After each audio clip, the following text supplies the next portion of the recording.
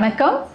திரௌபதி 2 திரௌபதி 2வது பாகம் சிறப்பு திரையிடல் நடந்தது. அந்த திரையிடலில் நானும் எங்களோடு சேர்ந்து பலரும் நாங்கள் இந்த திரைப்படத்தை பார்த்தோம். திரைப்படம் என்று சொல்வதை விடவும் இது ஒரு வரலாற்று சிறப்பு வாய்ந்த ஒரு நல்ல திரைக்காவியம் தான் சொல்லணும். ஏன்னா இந்த திருவண்ணாமலையை வைத்து ஒரு கதைக்களம் இது வரைக்கும் வந்ததே கிடையாது. எனக்கு தெரிஞ்சு தமிழ் திரையுலகில் எத்தனையோ ஊர் கதைக்களம் இருந்திருக்கும். ஆனால் திருவண்ணாமலையை கதைக்களமாக கொண்டு ஒரு திரைப்படம் இன்னைக்கு வந்திருக்குன்னா அது திரௌபதி 2 தான்.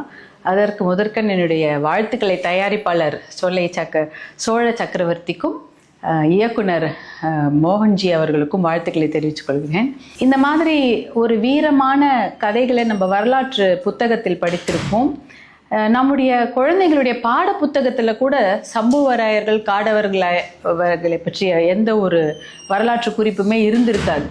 ஏனென்றால் நம்ம பார்த்துருப்போம், நம்ம சேர சோழ பாண்டியர்கள் அவர்களுடைய வரலாற்று கதைகளை தான் நம்ம பாட புத்தகத்தில் பார்த்துருக்கோம். குழந்தைங்களோட பாட புத்தகமாக இருக்கும், இல்லை கல்லூரியோட வரலாற்று பாட புத்தகத்தில் நம்ம பார்த்துருப்போம். ஆனால் சம்புவராயர்கள் காடவராயர்கள் என்ற அரசர்கள் என்ற சிற்றரசர்கள் தமிழ்நாட்டில் இருந்திருக்காங்க. அவர்களுடைய வீரம் என்பது எப்படி ஒரு முகலாய பேரரசு ஹைதராபாத் வரைக்கும் வந்திருக்காங்க, ஆனால் தமிழ்நாட்டுக்குள்ளே வர முடியல. அதற்கு முக்கிய காரணம் இந்த சம்புவராயர்களும் காடவராயர்களும் அவர்களுடைய வீரமும் தான் அதற்கு முக்கிய காரணம். ஹைதராபாத் வரைக்கும் தான் அந்த முகலாய பேரரசு வர முடிஞ்சது, தமிழ்நாட்டுக்குள்ளே நுழைய முடியல. அதற்கு காரணம் இவர்களுடைய வீரம். அந்த வீரத்தை இந்த படம் திரௌபதி 2 இந்த படம் பதிவு செய்திருக்கிறது. இதை வேற எங்கேயுமே நீங்கள் பார்க்க முடியாது, இதை தெரிஞ்சிருக்கவே முடியாது. அதை பதிவு செய்த இயக்குனர் மோகன்ஜி அவர்களுக்கு என்னுடைய மனமார்ந்த வாழ்த்துக்களை நான் தெரிவித்துக் கொள்கிறேன். அதே போல் எப்பயுமே அவருடைய திரைப்படங்களில் பெண்களுக்கு ஒரு முக்கியத்துவம் இருக்கும்.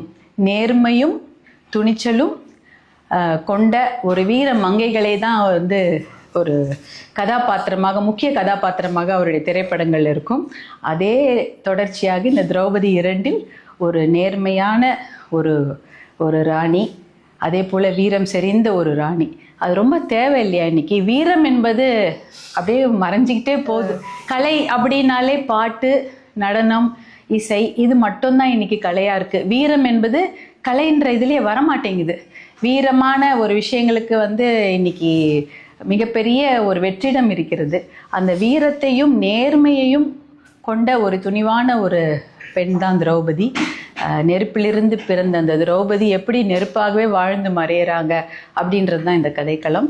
அந்த கதையை இவ்வளோ அழகாக, ரொம்ப நல்லா, எப்படி சொல்கிறதுனா, அதை ஒரு நேர்த்தியாக ஒரு வரலாற்று பின்னணியில் அதை கொண்டு கொடுத்துருக்குறாங்க தயாரிப்பாளரும் இயக்குனரும். அதை விட அதில் நடித்த அத்தனை நடிகர்களை பற்றி சொல்லியே ஆகணும். இசையாக இருக்கட்டும், ஸ்டண்ட் சீக்வன்சஸ் பார்த்திங்கன்னா நல்லா இருந்தது. நடனமும் புதுவிதமாக இருந்தது. நடன அமைப்பு, பாடல் காட்சிகள், இசை, அப்புறம் வேகமாக போயிடுச்சு. எடிட்டிங்கில் பார்த்தோன்னா டக்கு டக்குன்னு கோர்வையாகவும் இருந்தது, அதே சமயம் நமக்கு புரிகிற மாதிரி இருந்தது. ரொம்ப நல்லா இருந்தது. அதுவும் நடித்தவர்கள்லாம் எப்படி சொல்கிறதுனே தெரியல, அந்த கதாபாத்திரமாகவே வாழ்ந்துட்டாங்க. கதாநாயகி மட்டுமல்ல, அரசர்களாக நடித்தவர்களும் ஒரு எல்லா கதாபாத்திரமே ரொம்ப அற்புதமாக அவங்க நடிப்பை வெளிப்படுத்தியிருந்தாங்க. அதை அவர்களுக்குள்ளே இருந்த அந்த நடிப்பாற்றலை வெளிக்கொண்டு வந்த இயக்குனருக்கும் இந்த கதைக்களத்திற்கு ஏற்றவாறு இதை தயாரித்த தயாரிப்பாளர் சக்கரவர்த்தி அவர்களுக்கும் எங்களுடைய மனமார்ந்த வாழ்த்துக்களையும், இந்த படம் மிகப்பெரிய வெற்றி அடைய எங்களுடைய மனமார்ந்த வாழ்த்துக்களை நான் தெரிவித்துக் கொள்கின்றேன். நன்றி, வணக்கம். க்ஷத்ரியாஸ் யூடியூப் சேனலை லைக் பண்ணுங்க, கமெண்ட் பண்ணுங்க, ஷேர் பண்ணுங்க, சப்ஸ்கிரைப் பண்ணி மறக்காம பெல் பட்டனை கிளிக் பண்ணுங்க.